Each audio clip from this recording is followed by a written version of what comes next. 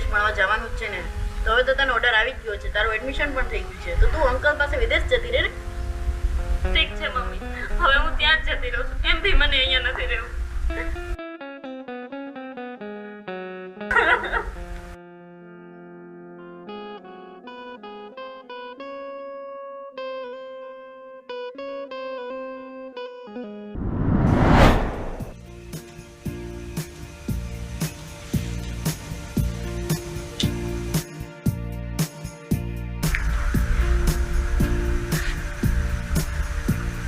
રીમા આવી ગઈ તું આવ બેસ